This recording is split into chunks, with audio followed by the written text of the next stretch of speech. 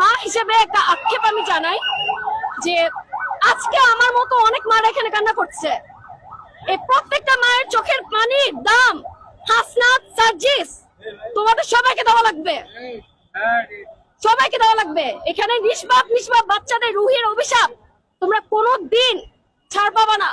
দেশটাকে ধ্বংস করলা, বাচ্চাগুলারে মারলা, স্টুডেন্ট গুলার ভবিষ্যৎ নষ্ট করে দিলা। তোমাদের কথাই নেচে নেচে স্টুডেন্ট গুলা মরছে, তোমাদের কথাই নেচে নেচে স্টুডেন্ট গুলা কি হয়েছে? ওরা কোনো পদ পেয়েছে? জেনারেল স্টুডেন্ট যারা, তাদের কি লাভ?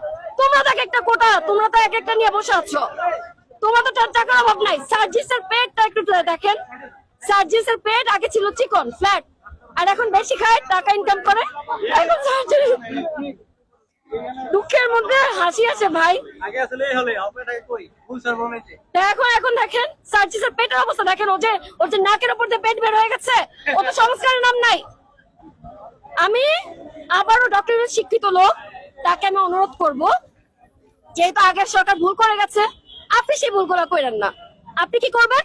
সংস্কার করেন, কিন্তু ওই গোপালগঞ্জে মানুষ পারেন না খুনাখুনির জন্য, এগুলোর চিন্তা বাদ দেন, আগে দেশকে রক্ষা করেন। আচ্ছা, এই মহিলা কি উল্টাপাল্টা বকতেছে?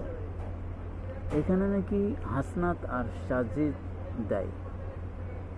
ডাক্তার ইউনূস যে শিক্ষিত, এটা আপনি না বললে তো এই জাতি জানতোই না। ভাই, বাংলাদেশও ভাইরাল হইতে হইলে যে উল্টাপাল্টা বকতে হয়, এটা তার আর একটা প্রমাণ। সে বলতেছে তার ছেলে নাকি মারা গেছে। তার যদি ছেলে মারা যায় তাহলে সে কথায় কথায় হাসে কিভাবে? সে কথা বলার আগেই হাসে।